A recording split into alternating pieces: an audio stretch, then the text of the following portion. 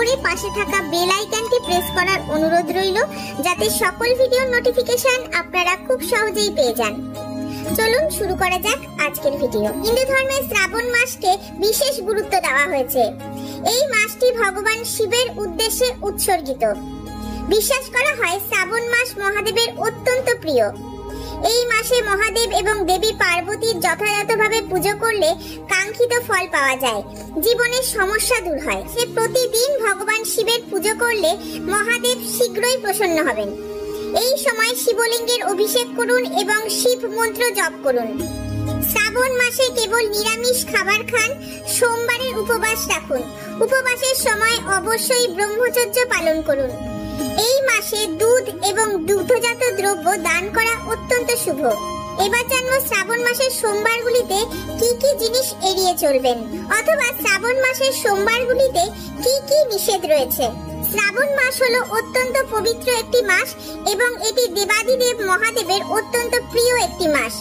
এই শ্রাবণ মাসে পেঁয়াজ, রসুন, মাছ, মাংস, ডিম এই ধরনের আমিষ খাবার থেকে দূরে থাকুন। এই মাসে যে কোনো তামসিক দ্রব্য সেবন থেকে বিরত থাকুন।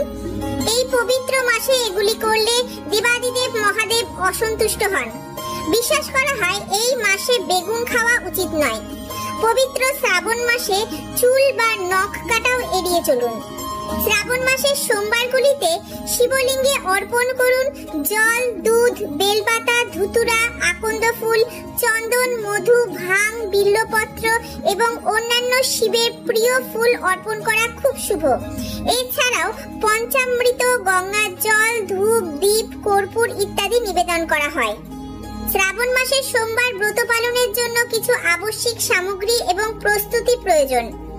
এই ব্রত পালনের জন্য প্রধানত শিব পূজা করা হয়, তাই শ্রাবণ মাসের সোমবারগুলিতে দেবাদিদেব মহাদেবকে পূজা করার জন্য এই উপকরণগুলি অবশ্যই সংগ্রহ করতে হবে। শিবলিঙ্গ বা শিবের মূর্তি। শিবলিঙ্গে পুজো করাই শ্রেয়, তবে শিবের মূর্তি দিয়েও পুজো করা যেতে পারে। বেলপাতা। শিব পূজার অন্যতম গুরুত্বপূর্ণ উপাদান হলো বেলপাতা। ফুলের মধ্যে বিশেষ করে সাদা ফুল, দূর্বা ঘাস, আকন্দ ফুল, ধুতুরা ফুল ইত্যাদি অবশ্যই সংগ্রহ করবেন। পূজার জন্য অবশ্যই ধূপ, প্রদীপ এবং ঘিয়ের প্রয়োজন। পঞ্চামৃত বানিয়ে নেবেন। পঞ্চামৃত বানানোর জন্য দুধ, দই, ঘি, মধু এবং চিনি মিশিয়ে পঞ্চামৃত তৈরি করবেন। দেবাদিদেব মহাদেবের মূর্তিতে বা শিবলিঙ্গে লাগানোর জন্য চন্দনের প্রয়োজন হবে। পূজার জন্য মিষ্টি জাতীয় দ্রব্য নিবেদন করা হয়। ফল নিবেদন করাও অত্যন্ত শুভ। গঙ্গা জল বা সাধারণ জল ব্যবহার করা হয়। অন্যান্য দ্রব্যের মধ্যে ধূপকাঠি, কর্পূর, নতুন বস্ত্র, দেবাদিদেব মহাদেব এবং পার্বতী মায়ের জন্য প্রদীপ ইত্যাদি দ্রব্য লাগবে। পূজার স্থানটি পরিষ্কার পরিচ্ছন্ন করে বেদি স্থাপন করতে হবে। শিব মন্ত্র ওম নমঃ শিবায় মন্ত্র জপ করা হয়।